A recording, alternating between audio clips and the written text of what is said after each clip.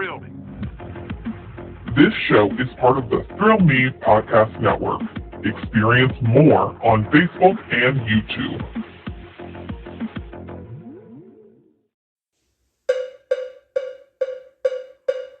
It's Review It Man, reviewing what he can. Movies are his jam, so let's get twisted, man. It's Review It Rob. Hey, yo, and welcome to a new episode of the Review It Rob show, man. Appreciate you coming back to listen to this show. If it's your first time listening, man, welcome in. Appreciate you taking the time to listen to this show. You're in for some all kinds of fun news. We got DC news and horror news is mandatory every single episode of the Review It Rob show, as well as spoiler-free review for you. And this week is a doozy, man. We got the film Infinity Pool that came out early this year. Finally got around to checking out that movie. I'm going to give you my spoiler-free thoughts on that. As well as everything else we talk about news-wise. Not a whole lot going on, of course, with the strike happening, but still a decent bit of news I can give you here. As well, again, appreciate you taking time to listen to this show. If you do me a favor, hit that like, subscribe, and share it. That would be awesome. Would greatly appreciate that. As well, if you could, rate the show on Apple or wherever you listen to it. That would be awesome as well, man. But, like I said, spoiler-free review for Infinity Pool is going to be this week's episode's review, of course. That's how the show works, man. I'm random and always twisting around, man. That's where the less gets twisted catchphrase for the show comes from, man. So, jumping into it, Infinity Pool is rated R for graphic violence, disturbing material, absolutely, strong sexual content, graphic nudity, drug use, and some language. It is a horror mystery thriller that is the trifecta of awesome there. Again, if you're a veteran listener to the show, you know I love that trifecta in movies. If you're new to the show, guess what? Love that trifecta in movies. The film runs at 1 hour and 57 minutes, and I watched it on Hulu. So if you have Hulu, it is on there for you to check out. Synopsis goes as, while staying at an isolated island resort, say that 5 times fast, James, played by Alexander Skarsgård, and M, played by Cleopatra Coleman, are enjoying a perfect vacation of pristine beaches, exceptional staff, and soaking up the sun. But guided by the seductive and mysterious Gabby, played by Mia Goth, they venture outside the resort grounds and find themselves in a culture filled with violence, Hinduism, and untold horror. And we're going to cut the synopses there. Rotten Tomatoes critic score has at an 86%, while the audience score is sitting at a 52%. And IMDb gave it a 6.1 out of 10. So, what were my thoughts on this movie? Now, let's not bury the lead here. This is a wild, weird movie. That disturbing material part is very true. It is a disturbing film, to say the least. Not something that sat with me as much as my last week's review, Talk to Me. If you haven't listened to that one, go check that one out. That movie sat with me a good bit. This one isn't sitting with me. It's more of a disturbing, weird, like what is going on kind of movie. Not so much in the sense of we're going to be head trippy and mess with your mind and all this stuff, which it does kind of do in this movie, but not to the extent of let's do it just to be weird and wild and crazy and kooky and have people talking about it because of how wild the material was. Nothing as far as that, but definitely has instances of that, if that makes sense. The film will get you. I mean, I was watching it multiple times where I audibly said WTF, try to keep it PG on the show. And I was like, what is going on, man? What is happening here? So it kept me invested. It kept me interested to see how everything ended up working out and how and where it was going and all that, because that's what you would want a movie to do, right? You'd want it to keep you interested from start to finish, and it did do that pretty quickly as well. The movie started off a little slow, but it finally did get to its points where you started trying to figure out what was going on and trying to see where we're going from here and all that stuff. So yeah, disturbing material. There is graphic violence without a doubt. Sexual content. There is sexual content in the film. So if those 3 things are something you don't want to watch, then this movie is not going to be for you. There is like a a sex scene that goes on for a good couple minutes. After about an hour into the movie, there's sexual content before that, but there's a sex scene that goes on a little bit long. Let's see. The film being almost 2 hours long, I think was not necessary for this movie. I say that because a lot of it was like drawn out shots, if you know what I mean. Just, overly showing a scene and kind of drawing it out. We're looking out the window of a car as it's driving and seeing the scenery and all that stuff, or we're panning out slowly, or we're focusing on something a little bit too long, or something like that. You know what I mean? Scenes that are just a little too drawn out. Um, so I think I would like some of that stuff to be cut out. I don't think the movie needed to be that close to 2 hours. There is a warning I do have for you with this movie, other than the material of the film itself. There are some scenes with flashing images on the screen and flashing lights. So if you um, have any worries, or if you have any effects to things of that nature, you be warned. If you watch that movie, there is scenes that go on a little bit too long with that happening a couple times in the film as well. But overall, the main reason I watched this movie was because of Mia Goth. I think she's a fantastic actress from, everything I've seen her in. She always delivers a stellar performance. So I was like, okay, she's in it. That's interesting enough. She's one of those people now. I mean, it's hard to find like performers now where you're like, oh, they're in it. Cool. I'm gonna check that out. It's kind of the old way of watching movies, right? You're like, who's in it? Oh, cool. I'm gonna check that out because they're in it. We don't have too much of that now. We have it a little bit with some certain performers. I mean, Jenna Ortega is a good example. I'm trying to think of other people. It's tough. It's mostly women. Trying to think of like male actors. Like, oh, he's in. Well, I mean, for me, Andrew Garfield, of course. Trying to think of like the younger talent of the world, because Mia's what, 29, 30, something like that. I mean, Jenna's 20, 21 or something like that. So, Anya Taylor-Joy is another one, but again, it's all female. I'm trying to find like a dude that I don't know. But we have some performers, right, that'll be like, oh, they're in it, cool, I'm gonna check that out, because at least I know I'm getting a fantastic performance in the film. Whether the movie's good or not, at least we have that going on for us, right? And she's absolutely incredible in the film. Like, she is a star for sure, which I believe is a line she says in another one of her movies. I didn't even mean to say that just then. She says that in Pearl, which I have not seen Pearl yet. I did find out it's on Paramount Plus, so I'll check that out. Probably have SmackDown tomorrow night, maybe after SmackDown. And then I'm going to see Dracula on a Boat, hopefully this weekend as well. I got to work this weekend, but yeah, hopefully seeing Dracula on a Boat this week. So, nonetheless, man, Infinity Pool is a weird freaking movie. There's no ifs, ands, or buts about that. It is a wild time. It is going to get you in weird feelings. Not so much. It didn't stick with me as much as Talk to Me did, but definitely some wild material in this movie, to say the least. But with that said, it was interesting enough to keep me um, interested. Obviously, if it's interesting enough to keep me interested, man, I'm a fantastic reviewer.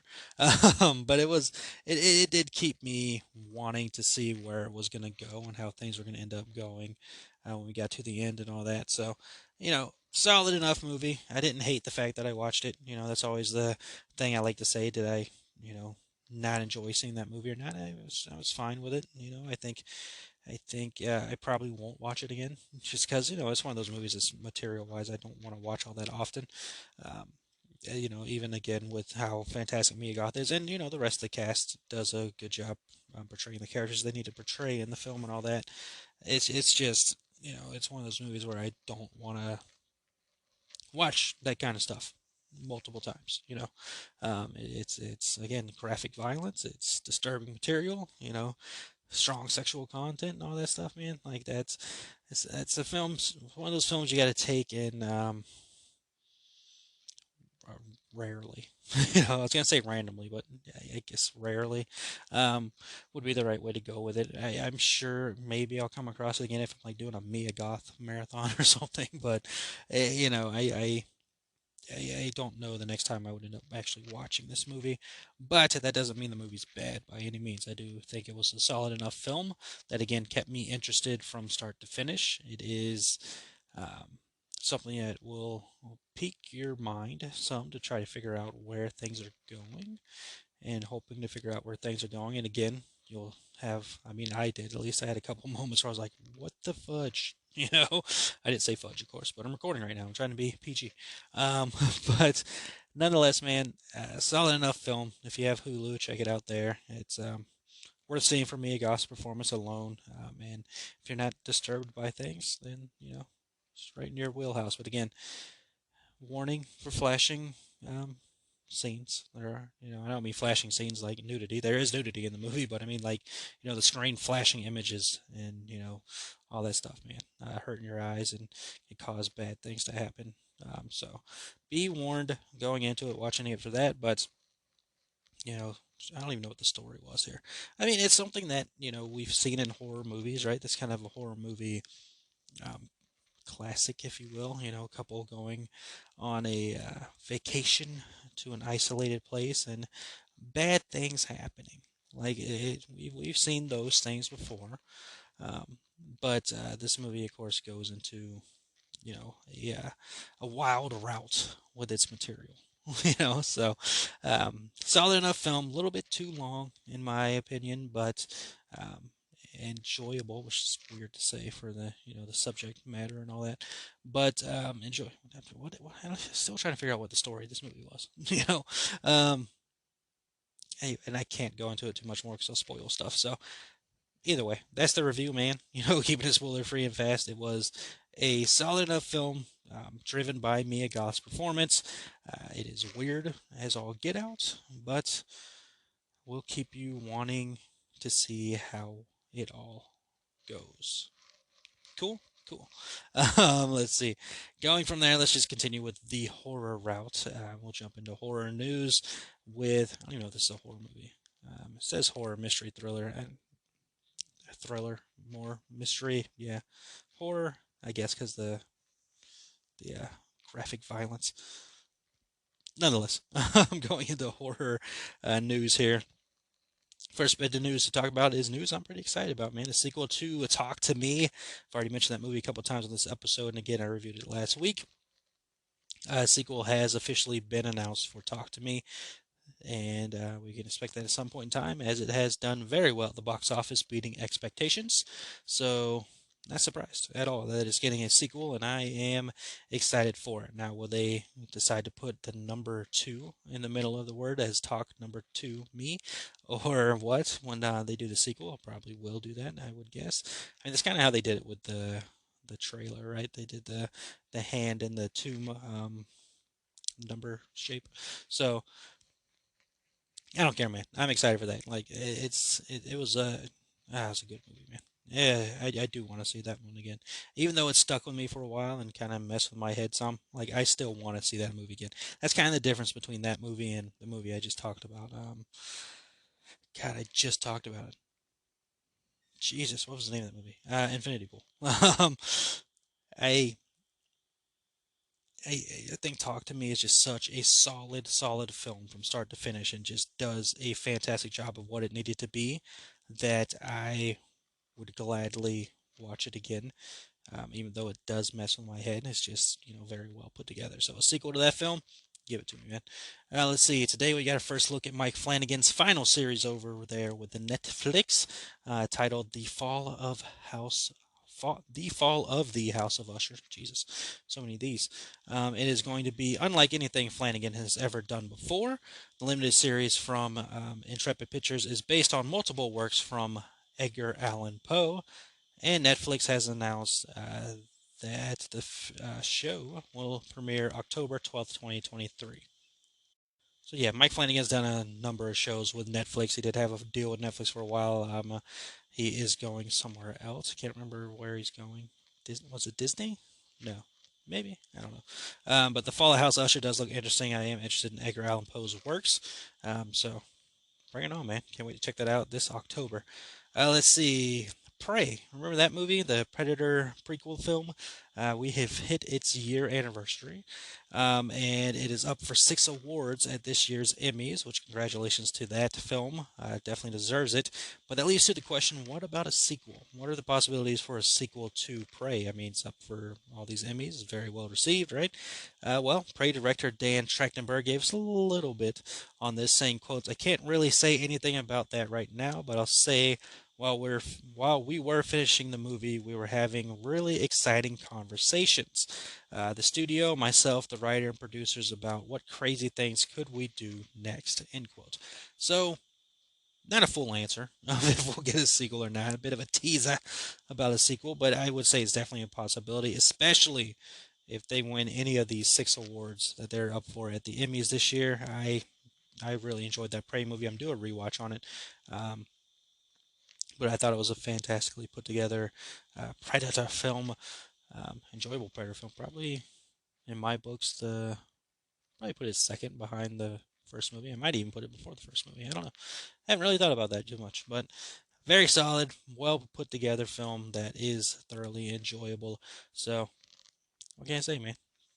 I think they should do a sequel, but at the same time, not every movie needs a sequel. So if they don't want to do a sequel, good for them.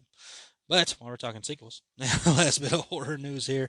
The Exorcist sequel has officially got its rating. Universal and Blumhouse, The Exorcist Believer, which will be a haunted house this year at Halloween Horror Nights, which very surprising since the movie won't be out till halfway through the event. But I don't hate it, man. I am excited to go through an Exorcist house nonetheless. I wish it was the first movie because I love that freaking film, but I will take what I can get. But anyways, the film The Exorcist Believer is rated R for some violent content, disturbing images, language, and sexual references. So fitting right in with that first movie. Of course, The Exorcist Believer is a direct sequel to the original Exorcist film, and that movie will be releasing this year on October 13th in theaters. Excited, man. I think my hype level has gone up for that movie much more after seeing the trailer.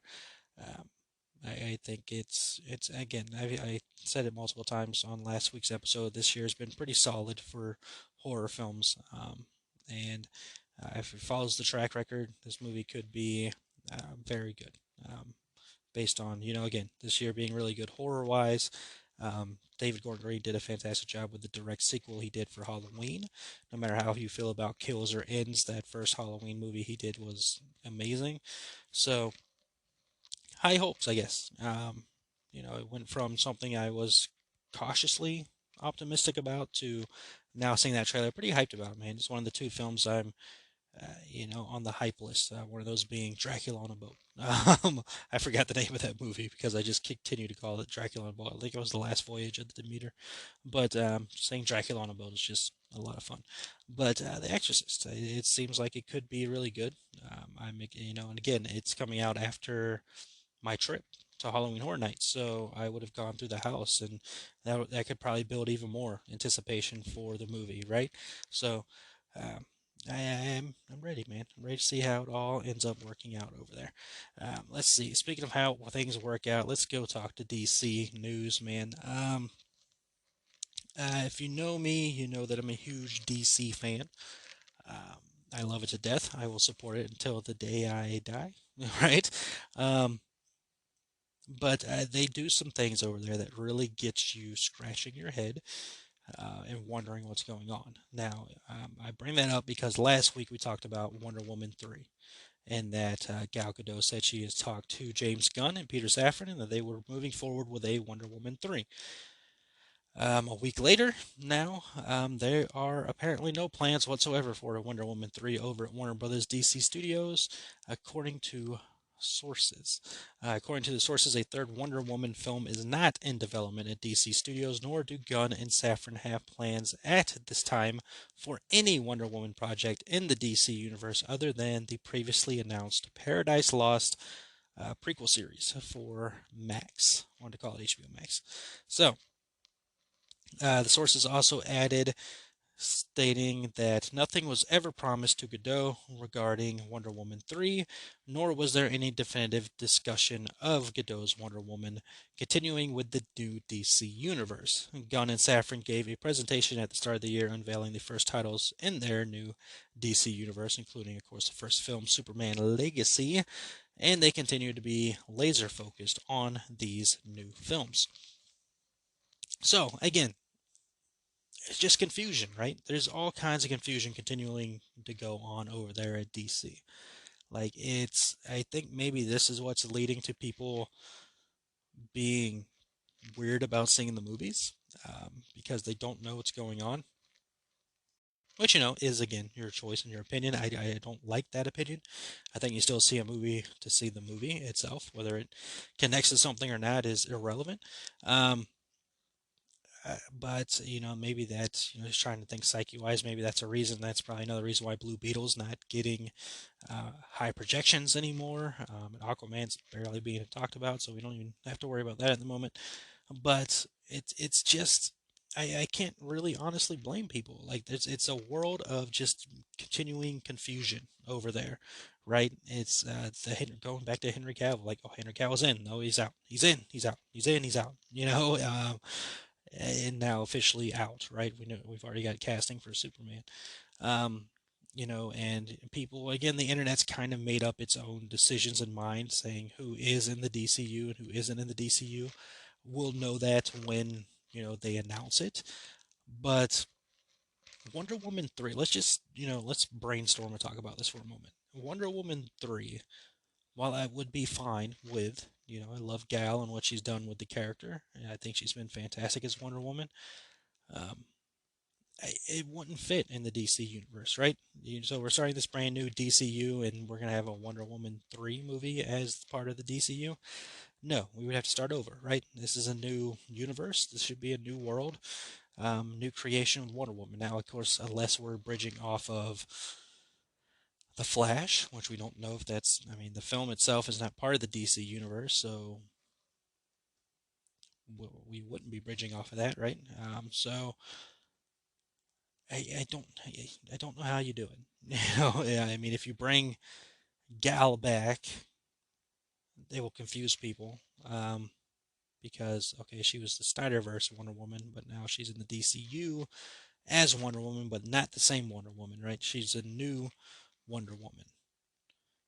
Because again, we can't do Wonder Woman 3 in the DCU. Now, we could do Wonder Woman 3 as an Elseworlds project, right? DC has their Elseworlds projects, the Batman sequel that's coming, Joker, the Joker sequel that's on the way, the Penguin series, right? All that stuff. Like, that would be Elseworlds, right? So you could probably do Wonder Woman 3 there if it was going to happen. Just spitballing and thinking, but you wouldn't do Wonder Woman 3 as a DCU film, if that makes sense, because again, we're starting a new universe, right? You can do a Wonder Woman movie, sure, but again, they're doing the Paradise Lost prequel series first. You can introduce a new Wonder Woman in that show, maybe Gal's in that show. But again, it's going to confuse people. You know what I'm saying? It's not going to confuse me. Like, I can pick up on this stuff pretty quickly, but it will confuse some people who aren't paying attention, I guess.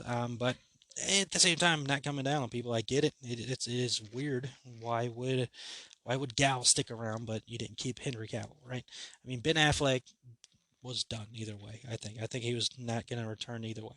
Um, Jason Momoa apparently is going to be part of the DCU as Aquaman, so we got to figure out and explain that again. Easy connection with the Flash, right? But we don't know. Apparently, that movie doesn't exist in the DCU, so we can't really say that. And that again goes to Ezra, as Ezra's no longer Flash. Which again, I love Ezra's Flash. Ezra will probably always be my Flash, but if we're going to create a new universe and all that stuff, if we're not using that movie where the Flash created a new timeline and bridged all this stuff and all that gap and all that, then we will probably need a new Flash as well. So we need all new versions of all these characters. Or it's going to get, again, very confusing for people. They're like, okay, why'd you replace Henry Cavill, but you brought in Gal, Ezra, and Jason to continue their roles, right? But new versions of their roles, right? Because it's a new universe. I don't know, and I think that's the big problem that's going on right now. Is there's a lot of confusion and all that stuff. Which again, I'm excited that they're keeping Aquaman coming out in December because we can get that movie out and we can just move forward, right? I will be so happy when this new DC universe starts and we can start living in that new world because all of this stuff is very confusing. The Rock recently talked about Black Adam on Kevin Hart's show, Heart to Heart, and said the changes over there is what led to uh, bad things happening with Black Adam, and no possibility of a sequel there, or unknown if a sequel is going to happen or whatnot. So it's all a mess that needs to be cleaned up at some point in time. Again, I would love for Gal to continue being Wonder Woman.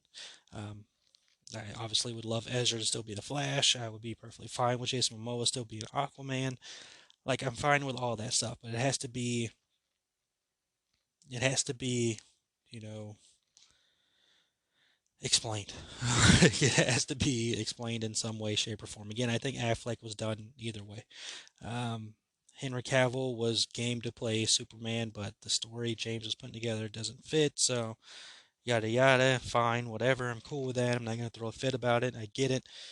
Again, like I said, if we've got to have a new Flash, it is what it is, right? I prefer Ezra. Would love for Ezra to keep going, but if we have to have a new universe, it would only make sense to have new people playing all these characters.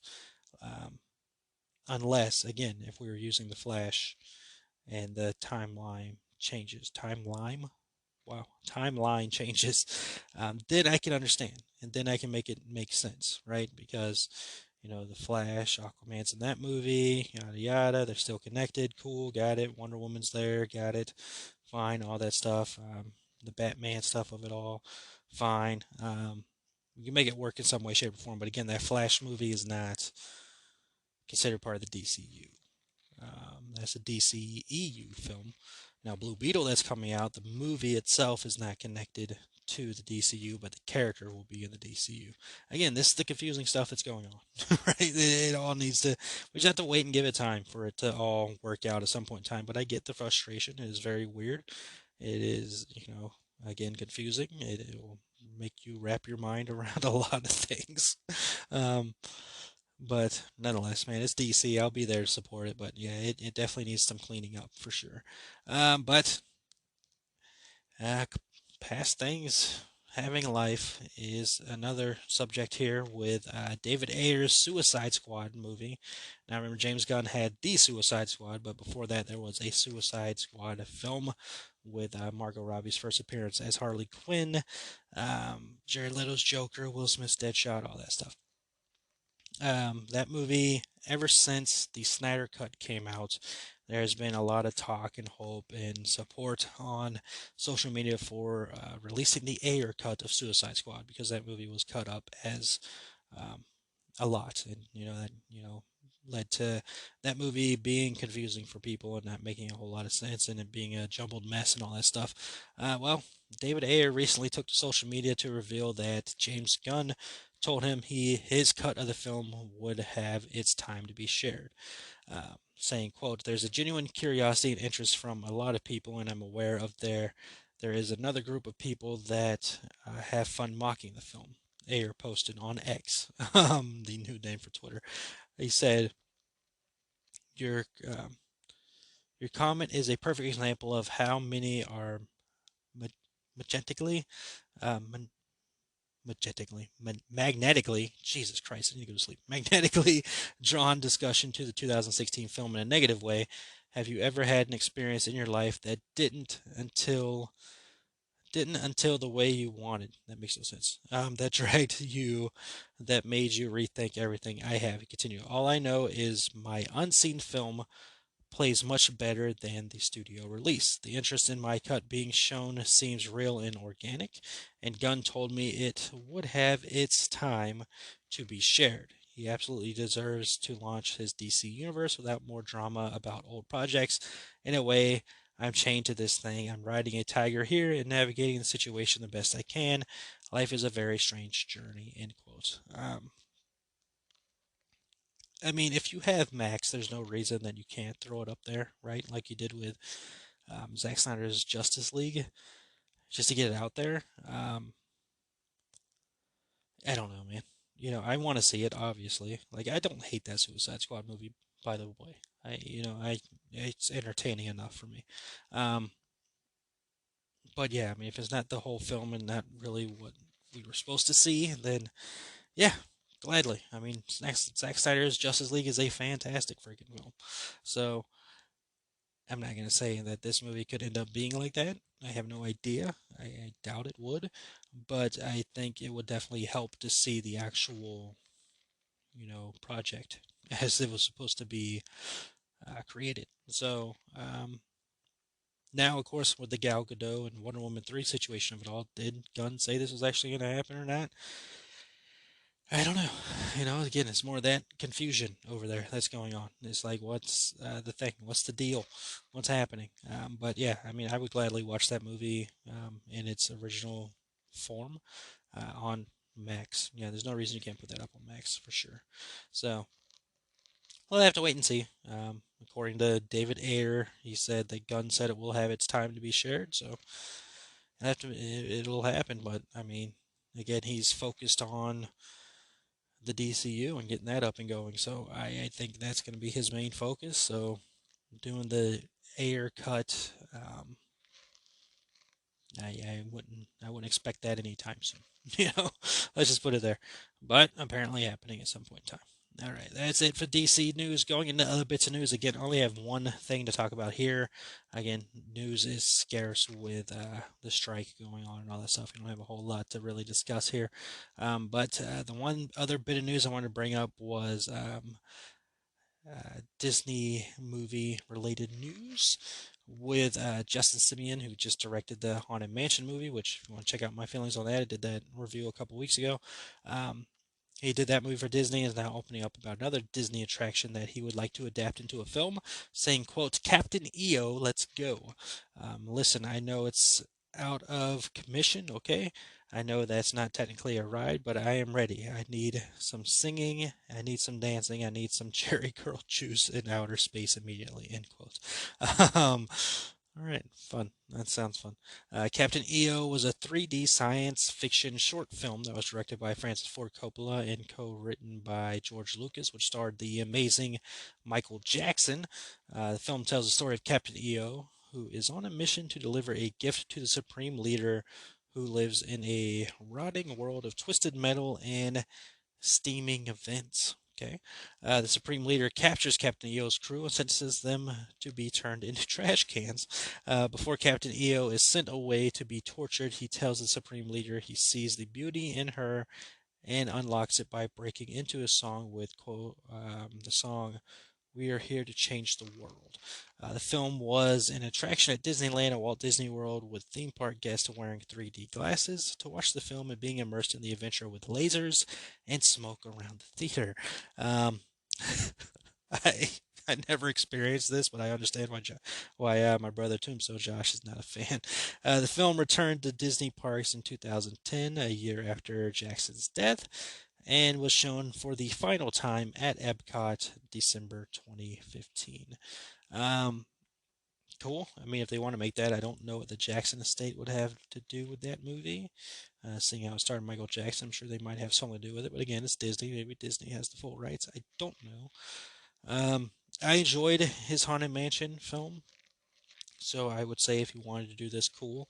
But again, you got to have somebody that can live up to Michael Jackson. That's not an easy task to say the least. So, what a weird experience. So it was just a film where you wore 3D glasses and had smoke and lasers going off around you. Okay. Um, yeah. Then sounds like I didn't miss that attraction. Again, I like Michael Jackson. I'm a big Michael Jackson fan, so I probably would have seen it just for him. But yeah, I can understand why that attraction is no longer around. But nonetheless, I mean, if they want to make a movie out of it, cool. I think they're still working on a Tower of Terror film, right? I think there's another one. I don't know. They're trying to remake everything over at Disney right now, turning cartoons into live action movies, and of course attractions into films because why not? You know, why not?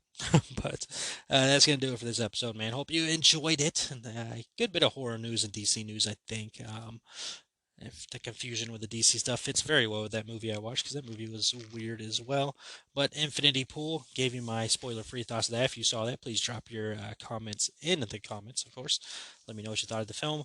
But that'll do it for this episode, man. Appreciate you as always joining in and listening to the show. Please check out my brother and I, before mentioned Tombstone Josh, released a new episode of WBRO earlier this week, man. So go ahead and check that out. We gave our thoughts on some football stuff as well as other things, including national holiday days, things, and other stuff, man. So check that out. That's out there now, as well as the other fantastic stuff we got going on here at the Thrill Me Podcast Network. We appreciate you taking your time to listen to us, man. Appreciate it a lot. So thank you as always, and remember that happiness can be found even in the darkest of times if one remembers to turn on the light.